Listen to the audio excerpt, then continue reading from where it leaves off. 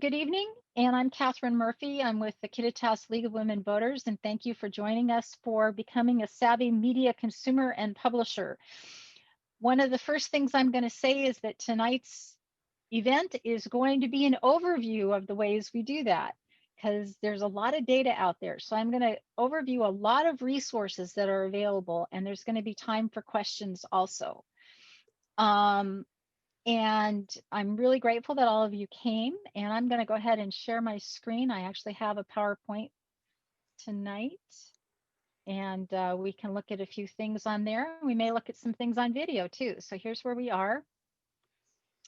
And one of the resources that I'm going to talk about later is I don't know how many of you have seen the crash course videos. They're wonderful videos produced by John Green and others that really give an overview of many topics. And there's a 10-week class or 10 video class called Navigating Digital Information. But this is really why we are here. And it's because we use information for all kinds of decisions. Misinformation and disinformation are powerful. The quality of our information directly shapes the quality of our decisions. And the quality of our decisions, of course, shapes the quality of our shared experience, which is the reason why, as we look at new tools, it's important to be able to navigate those. So we're going to talk about 6 topics. As I said, this is an overview. And I believe that we're going to have an opportunity for people to dive more deeply in the future. But tonight we wanted to make sure you had all the resources. Anybody who we have the email for, we'll send this PowerPoint to you afterwards. All the links will be active, so you can go to all the websites that I talk about. We're going to talk about the whole issue of the difference between fact and opinion. We're going to look at mind science, how our biology influences our belief. We're going to talk about journalism, which is, my father was a journalist and I had some training in it, and I took a special class on digital journalism and how to navigate it that was really helpful. We're going to talk about detecting misinformation and disinformation, and there's lots of ways to do that. Look at some fact-checking resources, and then talk about really being intentional about how we use media and how we consume it and how we publish it. So let's talk for a minute. This is last December on my property, and this is a rainbow. And we can look at rainbows lots of different ways. From a factual perspective, a rainbow is how light passes through water vapor in the air. And that's a very non-technical description. But we also could have opinions about rainbows, about how it looks. And then there's beliefs in different cultures about what rainbows mean. All of those things are part of the picture of what we might see on the media. How many people took the quiz? Raise your raise your hand this way, or you also have the reactions button where you can raise your hand digitally. So how many, did we all take it? Let's see, everybody. No, we didn't. Okay. So for those of us who took it, I'll tell you, the first time I took it, I missed one of the questions. Did anybody miss a question? Somebody else missed a question? Okay, somebody else did. Okay. So, and actually that means that in the aggregate, we did better than average. So we're going to go back and look at the results from that quiz. This was from 2018. And they did a lot of interesting research in the quiz and how people answered it. So this is the basic quiz. Are these facts or are they opinions? There are 5 facts and 5 opinions. And in the answers, it was really interesting. They did an analysis by people who, in the survey, they asked whether you are Republican, Democrat, or Independent.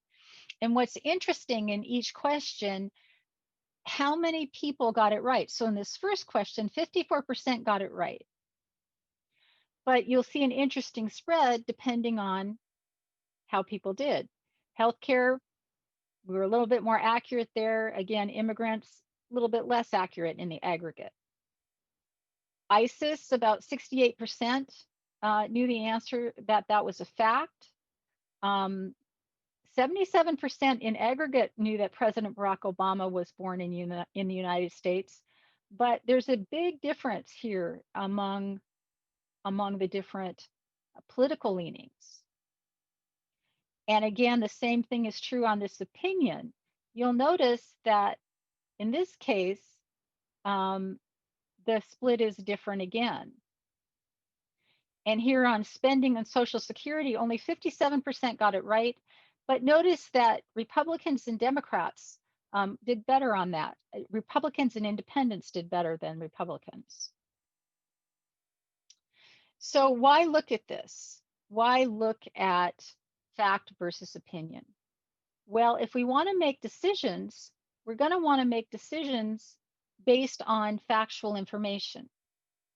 But if we can't tell the difference between fact and opinion when we're reading a statement, then it's going to be hard to make an accurate decision. So there are some really helpful videos that can help you about the difference between a fact and an opinion. One of them is how many do people know the comic The Oatmeal? He publishes on the web, and he does offbeat kinds of things. But in The Oatmeal, he did a whole long form comic about the difference between facts and opinions. And there is a video that one can watch. It takes about 7 minutes, where the whole comic is narrated. It actually takes 8 minutes. And I would really strongly suggest that you watch that, because he starts with facts about George Washington's teeth. We all believed that George Washington had wooden teeth, and in fact, they did some archaeology on it, and by a dentist, and he had a set of teeth that were from hippopotamus and some other teeth. And it says, how do you feel about that fact? And then it goes on to say, well, if that didn't bother you too much, you think you could share that at a cocktail party. What do you think about the fact that he also had another set of teeth that was created from slave teeth? And at the beginning of his comic, he says he doesn't care whether you're liberal or conservative, whether you like cats or dogs. It just has to do about facts and opinions, and how those facts and opinions land in your body. And he goes on, and it's a really good video, and I suggest you do watch it, because we won't go look for more information if we think we found a fact. If we think that we have the facts correct, we won't go and check. And so the mindset that you want to have is not cynicism, but informed skepticism about what you read. And you want to check up on yourself. So the magic wand in being a savvy digital media consumer is the same magic wand we used on newspapers and on newscasts on the television and on listening to the news on the radio. And that is a mind that knows, that's a new fact. Well, I think it's a fact. Perhaps I should check.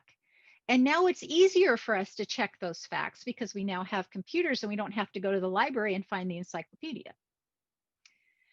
The other thing about fact versus opinion, and we're going to move into mind science now, how our brains work. This is one of my teachers, and my teacher said humans have an infinite capacity to become offended. And Mickey Connolly spent most of his career doing high-level negotiations in 6 continents. So he had exposure to lots of people being offended in lots of different settings. And so this is where we're talking about how we approach what we read, and how we end up in an understanding of where we're at in terms of, am I in a bubble so I'm only hearing what I want to hear, or am I really looking at things that would make it more well-rounded so I can make good decisions?